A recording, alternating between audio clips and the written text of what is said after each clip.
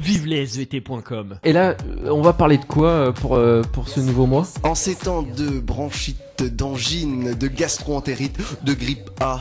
Oui, grippant, on en parle. Exactement. Alors qu'est-ce que c'est que tout ça en fait? Ce sont des micro-organismes. Ah, Alors, les micro-organismes. Aujourd'hui, on va s'intéresser aux micro-organismes, microscopiques, invisibles à l'œil nu. Et dans ces micro-organismes, Jérémy, on va distinguer plusieurs catégories. Vous avez sûrement laissé traîner une vieille pomme, Oui, ça arrive, les bananes et les fruits. une Ouais. tranche de pain derrière un Ouais. frigo. Ouais, ça arrive. Et Ouais, au bout de quelques semaines, il est recouvert d'une pelure assez douce. ouais, exact. Qu'on appelle champignons, vulgairement le moisi, mais ce sont des champignons, organismes microscopiques, première catégorie, des pénicilliums. Ces champignons peuvent être pathogènes ou non pathogènes. Des champignons pathogènes qui provoquent une maladie, nous connaissons par exemple les mycoses qui, On a ça au pied, non? qui se glissent sous les ongles. Ah. Il y a également deux autres grandes catégories de micro-organismes qui peuvent provoquer des maladies, les bactéries et les virus. Alors nous connaissons les bactéries, des bonnes bactéries que nous avons dans le yaourt nature par Ouais. exemple, Jérémy. Ou le fromage, non? Le fromage Ouais. également, Lactobacillus bulgaricus, Streptococcus thermophilus. Ah, exactement. Ce sont les bactéries du yaourt. Et il y a des bactéries qui provoquent des maladies, des bactéries pathogènes comme les Clostridium, le bacille tétanique ou le bacille de Koch qui provoque la tuberculose. Et en ces temps de grippe, Alors oui, alors le rapport avec la grippe A, la grippe c'est un un virus. micro-organisme ou virus? Micro-organisme, c'est un virus encore plus petit que les bactéries, de l'ordre du nanomètre. Vous vous rappelez de vos unités, Jérémy? Non. Kilomètre, décamètre. Ah oui, d'accord. Ouais. En dessous les décamètres. Décimètre, non?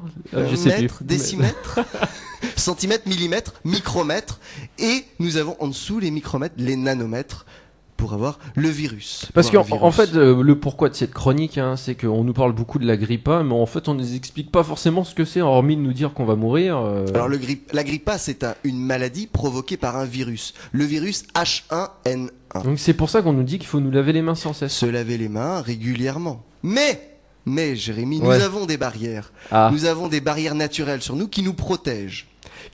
Nous avons deux types de barrières. Des Ouais. barrières physiques et des barrières chimiques. Commençons par les barrières physiques. La première des barrières, notre peau. ouais. Notre peau, qui, si elle n'est pas coupée, nous protège complètement de ce monde microbien qui nous entoure. Nous avons également les muqueuses, la muqueuse intestinale, donc qui tapisse véritablement notre intestin. Et nous avons également des cils. Si vous avez l'occasion de disséquer une souris, par exemple, vous coupez sa trachée, Ouais. vous allez observer des cils, des petits D'accord. cils qui empêchent les micro-organismes de passer. Voilà pour les barrières physiques. Et nous avons également des barrières chimiques. Ah, alors qu'est-ce que c'est les barrières Les chimiques? barrières chimiques, donc ce sont des sécrétions. La salive composée à 99% d'eau, mais également d'enzymes. Les enzymes, ce sont des ciseaux, imaginez des ciseaux moléculaires, qui vont couper des micro-organismes. Nous avons dans la salive, dans Ouais. les larmes. Ouais. Est-ce que vous avez déjà goûté, Jérémy, des larmes? Ah. Les vôtres ou celles de quelqu'un d'autre? Bah pas vraiment, non. Le mucus nasal, cette petite sécrétion au fond du nez, qui peut devenir gênante en cas de rhume, par Ouais. exemple. Est-ce que vous avez déjà goûté ce mucus? Non, pas forcément, Ou non. celui de quelqu'un d'autre? Non plus. La sueur, la transpiration, Jérémy. Est-ce que vous avez déjà goûté la transpiration, la vôtre ou celle de quelqu'un d'autre? Non, pas forcément.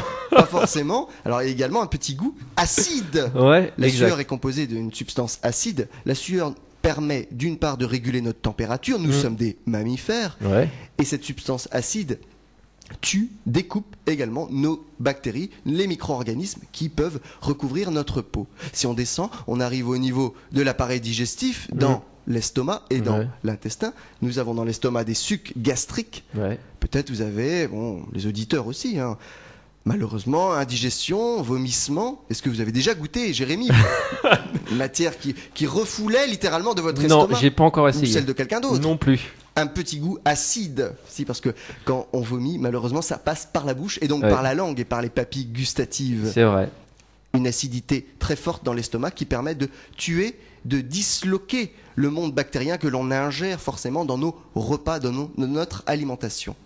Si l'on descend également, chez les filles, il y a les sécrétions vaginales, Ouais. substances acides, et chez les garçons, les spermines, substances qui vont également détruire au niveau des orifices, au niveau de l'entrée, les portes d'entrée de notre corps, les micro-organismes qui peuvent pénétrer. Donc voilà, alors c'est intéressant pourquoi cette chronique, hein, tous les mois on vous fera partager quelque chose dans l'actualité.